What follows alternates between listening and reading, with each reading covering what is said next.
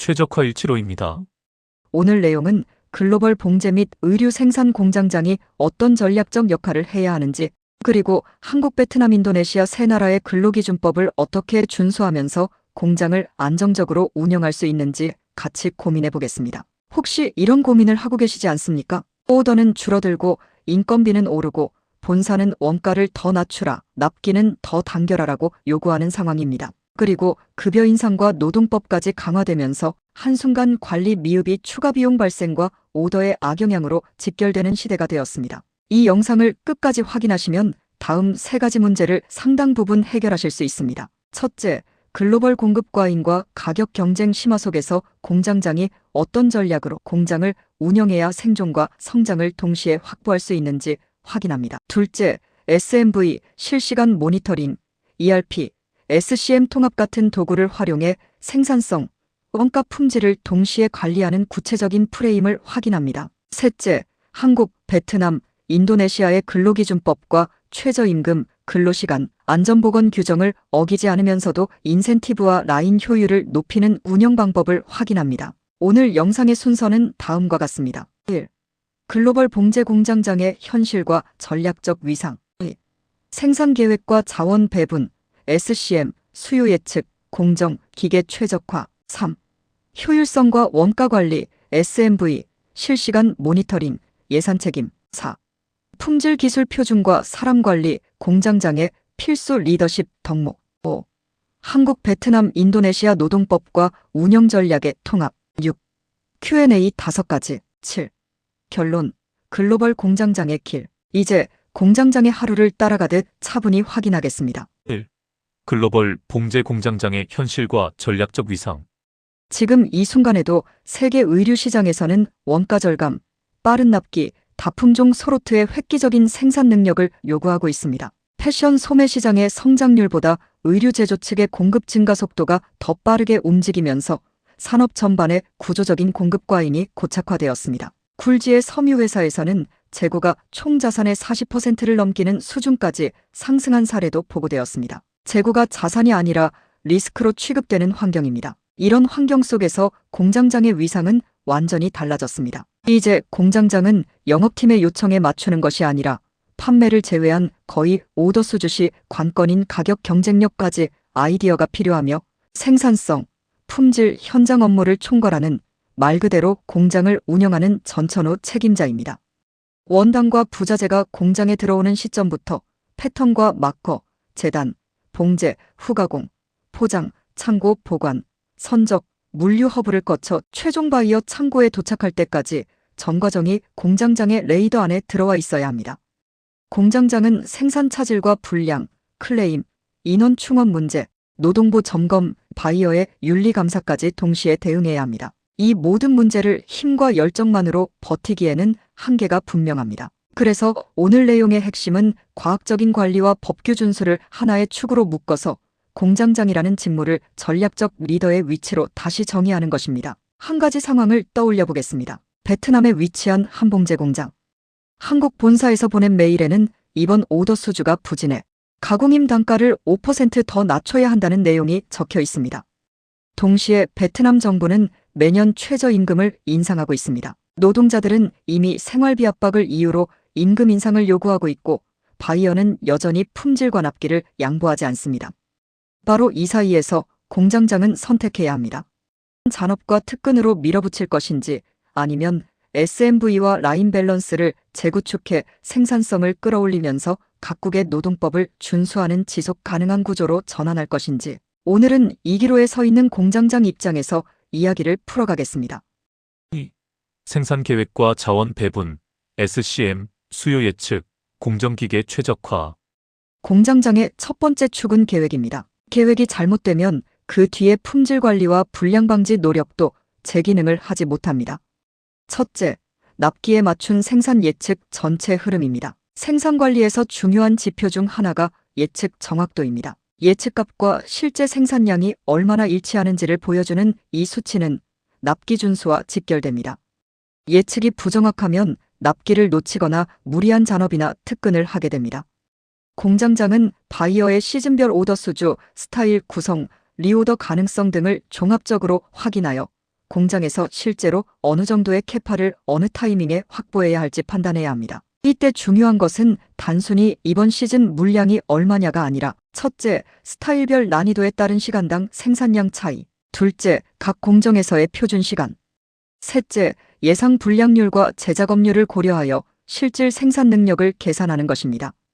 둘째, 공정 최적화와 적정 기계 투입입니다. 생산성은 결국 사람, 기계 공정 설계의 함수입니다. 어느 공정에 어떤 사양의 미신과 특종 기계를 몇 대까지 투입할지, 작업 순서를 어떻게 설계할지, 인라인 검사 포인트를 어디에 둘지에 따라 효율이 크게 달라집니다. 예를 들어 상해 셔츠 생산에서 바디 봉제, 칼라 세우기, 소매 세트, 단추 달기 공정의 난이도와 SMV가 서로 다른데도 단순히 미싱수를 균등하게 배치한다면 특정 공정에서 변목이 발생합니다. 그 결과 줄맞추기 대기가 발생하고 WIP가 쌓이며 결국 라인 효율은 급격히 떨어집니다.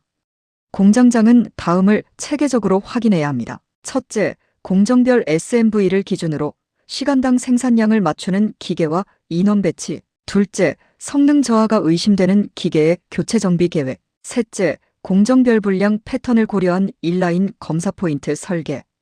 특히 성능이 떨어진 기계는 단지 속도가 느려지는 수준이 아니라 바늘 흔들림, 스티치 불균일, 실장력 불안정과 기름 오염 발생 등으로 불량률 상승까지 초래합니다. 이는 곧재 작업 비용과 납기 지연 리스크로 이어집니다. 공장장은 기계의 정기 점검, 예방 정비, 교체 기준을 명확히 설정해 두어야 합니다. 셋째, 표준 운영 절차와 일정 관리입니다. 원부자재는 언제 입고되어야 하고 LD와 PP 샘플은 언제 승인되어야 하며 벌크 생산은 어느 시점부터 어느 속도로 진행되어야 하는지 SOP에 따라 일정이 구조화되어 있어야 합니다. 공장장은 다음과 같은 질문에 명확히 답할 수 있어야 합니다. 지금 이 스타일, 오늘 기준으로 벌크 생산이 몇 %까지 진행되어야 정상인가? 어느 공정에서 어떤 이유로 어느 정도의 딜레이가 발생하고 있는가? 이를 위해서는 단순한 화이트보드 수준이 아니라 일정 관리 체계가 ERP, SCM과 연결되어 있어야 합니다. 그래야만 후반부에서 확인할 노동법상 근로시간 규정과도 연결하여 특정 기간에 무리한 초과 근무를 강요하는 구조가 아닌지 점검이 가능합니다. 3. 효율성과 원가 관리, SMV, 실시간 모니터링, 예산 책임. 이제 공장장 역할의 두 번째 축, 효율성과 원가 관리로 넘어가 보겠습니다. 첫째, SMV를 중심으로 한 생산성 관리입니다. SMV는 한 벌의 옷을 만드는데 필요한 표준 시간을 분 단위로 환산한 값입니다. 동작 분석을 통해 얻은 TMU 데이터를 합산하고 여기에 개인 여유, 번들 여유율 등을 더해 산출합니다.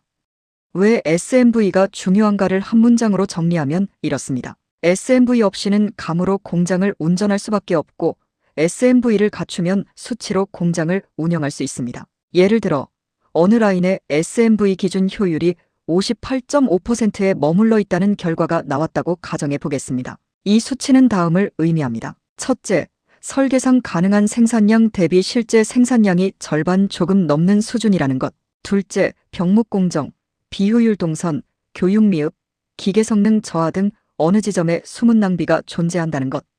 공장장은 이 수치를 질책 수단으로 사용하는 것이 아니라 개선의 출발점으로 활용해야 합니다. 공정 재배치, 작업 표준 제정에 인센티브 기준 조정, 인라인 검사 포인트 조정 등을 통해 SMV 효율을 끌어올리면 실제로 생산 원가를 20% 가까이 절감한 사례도 있습니다. 둘째, 실시간 모니터링과 데이터 기반 개선입니다. 과거에는 오늘 몇 장 나왔느냐를 작업 종료 후 파악하는 경우가 많았습니다.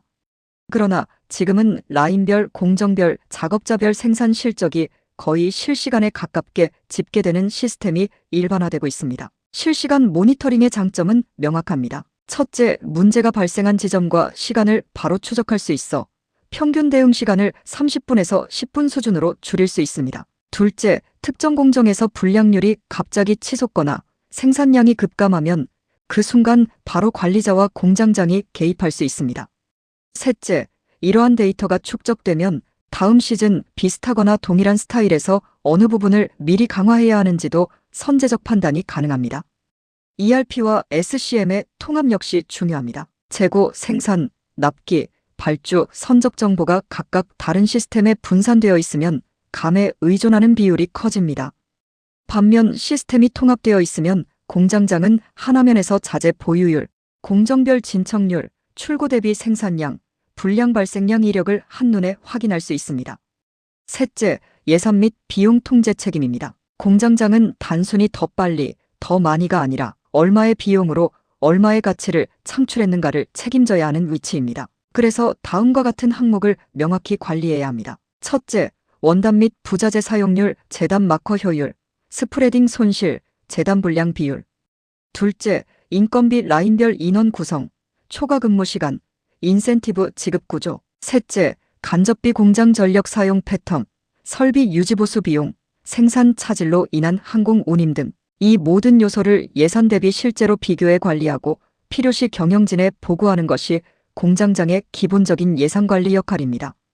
이때 SMV와 실시간 모니터링 데이터가 결합되면 단순히 비용을 줄이는 수준이 아니라 어디를 보완해야 효과가 큰지를 식별하는 도구로 발전합니다. 4. 품질, 기술 표준과 사람 관리 공장장의 필수 리더십 덕목. 이제 세 번째 축, 품질과 사람입니다. 아무리 계획과 지표, 시스템이 완벽해 보여도 현장에서 일을 실행하는 것은 사람이고 그 결과로 나타나는 것은 품질입니다. 첫째, 품질과 기술 표준 유지입니다. 공장장은 일정 내에 물량을 맞추는 것만으로는 충분하지 않습니다. 각 스타일과 공정에 맞는 품질 기준을 설정하고 이를 실제 검사와 피드백 시스템으로 연결해야 합니다. 예를 들어 자켓의 경우 다음과 같은 품질 요소를 체계적으로 관리해야 합니다. 첫째, 패턴 마커 재단 단계에서의 치수, 수축률 관리. 둘째, 봉제 단계에서의 스티치 균일성, 시접 정리, 직선 곡선 라인의 안정성. 셋째, 다림질 및 형태 안정 단계에서의 실루엣, 비틀림, 퍼커링 방지. 각 단계에서 불량 등급을 정의하고 그에 따른 재작업, 폐기 기준을 명확히 설정하면 최종 출고 시점에서의 불량 제품 발생률을 눈에 띄게 줄일 수 있습니다. 이 전체 체계를 감독하고 라인 관리자와 품질팀이 일관되게 실행되도록 책임지는 사람이 공장장입니다. 둘째, 운영 및 전략적 덕목입니다. 공장장에게 요구되는 핵심 역량은 분석적 꼼꼼함입니다. 공정 하나하나를 뜯어보며 왜 이 동작에 이만큼의 시간이 필요한지, 왜 이 위치에서 불량이 반복되는지, 왜 이 공정에서 작업자가 자주 이탈하는지를 수치와 사실로 확인해야 합니다. 또한 내부 부서와 외부 파트너와의 협상력도 필수입니다. 원단 업체, 부자재 업체, 포장자재 업체, 물류 업체, 그리고 바이어의 머천다이저까지 다양한 이해관계자 사이에서 공장장은 항상 중간에 서 있습니다. 제한된 예산 안에서 가장 합리적인 조건을 끌어내고 동시에 품질과 납기를 맞추기 위해서는 상당한 수준의 협상 스킬과 멀티태스킹 능력이 요구됩니다. 셋째, 윤리적 리더십과 인력 관리입니다. 많은 봉제 공장은 여전히 수직적인 조직 문화를 가지고 있습니다. 경력자 위주의 상명하복 구조, 퇴사율이 높은 라인, 감정적인 질책이 일상화된 분위기에서는 장기적인 생산성 향상을 기대하기 어렵습니다. 공장장은 리더십의 무게 중심을 통제해서 통합으로 이동시켜야 합니다. 이를 위해서는 다음과 같은 요소가 중요합니다. 첫째, 인센티브 기준을 투명하게 제시하여 작업자들이 왜 이만큼의 보너스를 받았는지, 앞으로 무엇을 개선하면 더 받을 수 있는지 명확히 확인할 수 있도록 하는 것. 둘째, 기계 배치와 작업 환경을 개선해 물리적으로도 작업자가 덜 필요한 구조를 만드는 것. 얘는 단순한 배려가 아니라 사고율 감소와 품질 안정에 직결되는 투자입니다. 셋째, 안전에 대한 메시지를 일관되게 유지하는 것. 중대재해 발생 시 책임은 경영진과 공장장에게 돌아옵니다. 공장장은 안전장비 착용, 설비 점검, 교육이수 여부를 형식이 아니라 실질적으로 챙겨야 합니다. 결국 공장장은 시스템과 사람을 연결하는 통합자입니다. 설계, 구매, 생산, 품질, 물류, 인사, 재무가 따로 움직이지 않도록 공장장은 항상 전체 지도 위에서 균형을 잡는 역할을 수행해야 합니다. 5. 한국, 베트남, 인도네시아 노동법과 운영 전략의 통합. 이제 네 번째 축, 국가별 노동법과 운영 전략의 통합입니다. 글로벌 봉제 공장은 대부분 한국, 베트남, 인도네시아 등 여러 나라의 공장을 분산시켜 운영합니다. 공장장이 한 나라의 규정만 알면 되는 시대는 이미 지나갔습니다. 첫째, 베트남의 사례입니다. 베트남은 외국인 투자 유치를 위해 생산 기반을 넓혀왔지만 최근 노동자 권리 보호를 강화하는 방향으로 노동법을 조정하고 있습니다. 지역을 4개 권역으로 나누어 최저임금을 차등 적용하고 매년 일정 부분 인상됩니다. 평균적으로 4%에서 6% 인상됩니다. 소비자 물가와 인플레이션 상승분이 반영됩니다. 공장장 입장에서는 매년 받는 뉴스가 아니라 곧바로 CMT 단가 재계산과 예산 재구성으로 이어져야 하는 신호입니다. 인건비 상승은 공장장이 통제할 수 없는 외생 변수이기 때문에 대응 방법은 2가지뿐입니다. 첫째, 생산성을 끌어올려 인건비 상승분을 상쇄하는 것. 둘째, 바이어와의 협의에서 SMV와 효율 데이터를 근거로 단가 조정을 요구하는 것. 또한 베트남 노동법은 산업별, 주간과 월 기준의 초과 근무 한도를 규정하고 있습니다.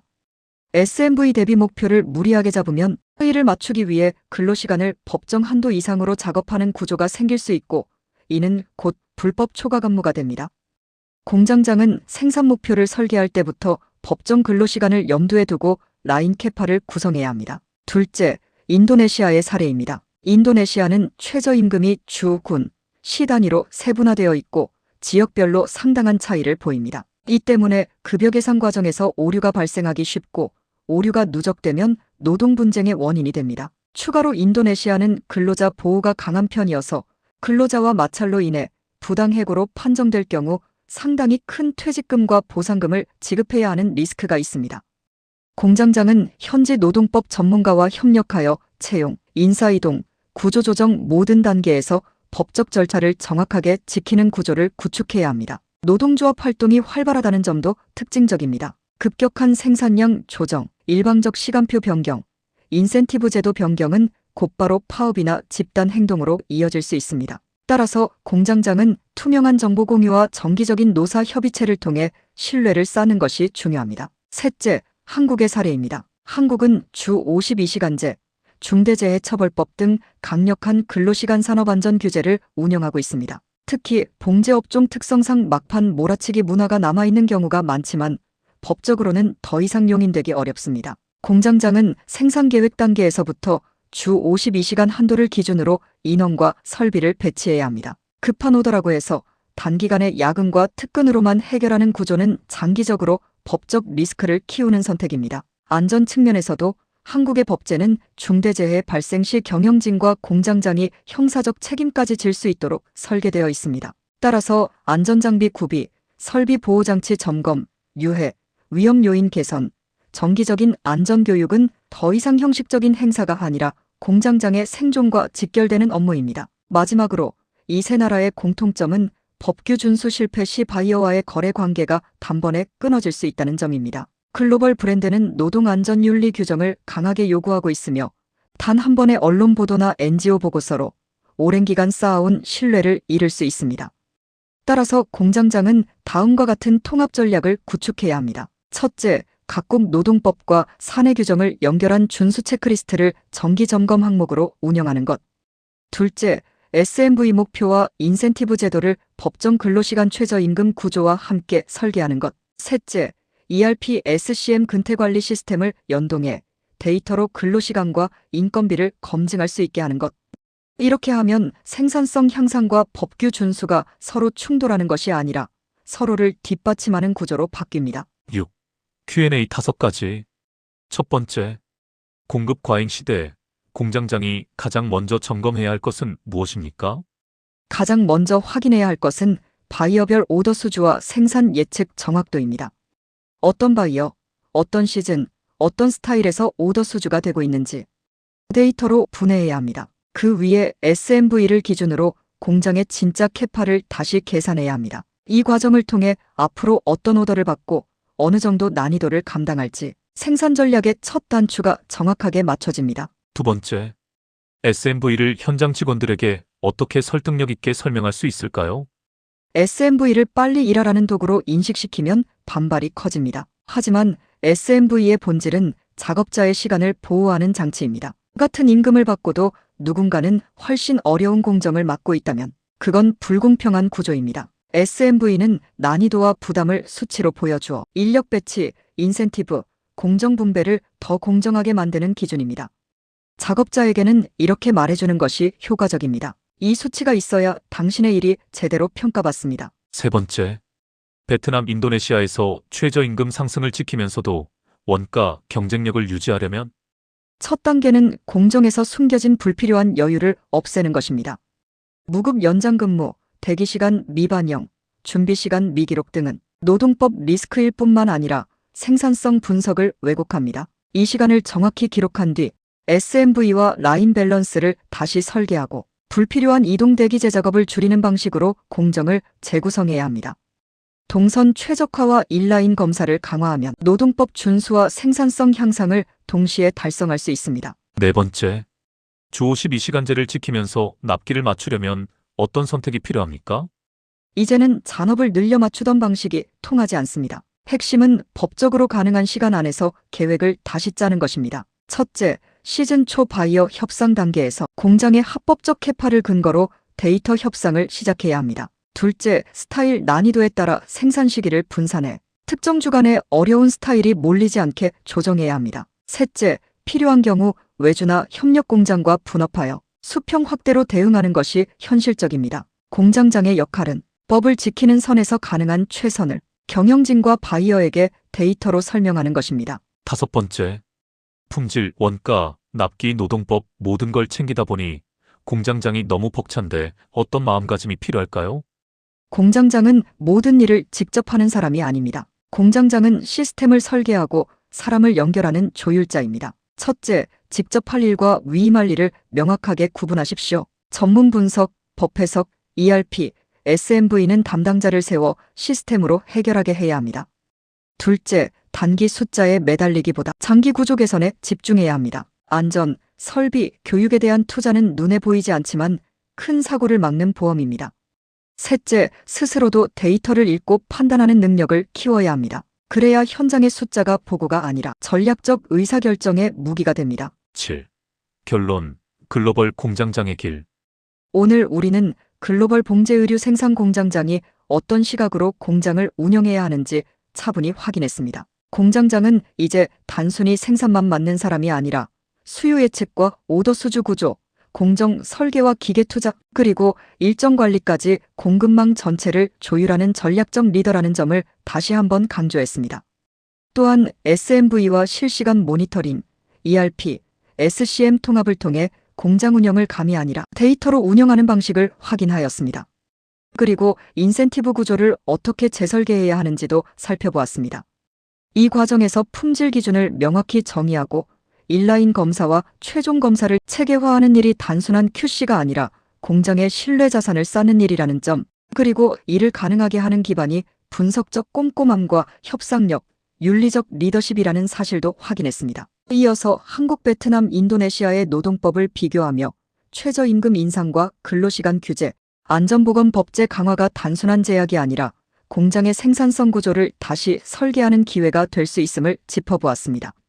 결국 공장장의 역할은 생산성과 법규 준수, 품질과 사람, 그리고 데이터를 하나의 이야기로 묶어 공장을 앞으로 움직이게 하는 사람이라는 결론에 이르렀습니다. 오늘의 정리가 여러분의 현장에서 SMV 한 줄을 다시 계산하게 만들고 인센티브 기준표를 새롭게 쓰게 하고 근로시간과 안전기준을 다시 점검하게 만드는 의미 있는 계기가 되기를 바랍니다. 글로벌 공장장의 길은 쉽지 않지만 그만큼 전문성과 보람이 담긴 여정이라고 합니다. 힘차게 전진하시기 바랍니다. 업계의 1인으로서 그 고충을 100% 이해합니다. 본 영상이 미약하나마 조금이라도 도움되길 희망하며 응원의 박수를 보냅니다. 시청해주셔서 감사합니다. 영상을 보시며 떠오르는 경험이나 주변 이야기가 있으셨다면 댓글로 남겨주시기 바랍니다. 그 소중한 경험이 다른 분 품질 관리의 깊은 지혜와 용기가 될 수 있습니다. 그리고 이 영상이 유익하셨다면 구독과 알림 설정 바랍니다. 후속 영상도 바로 받아보실 수 있으며 영상을 만드는데 큰 힘이 됩니다. 감사합니다.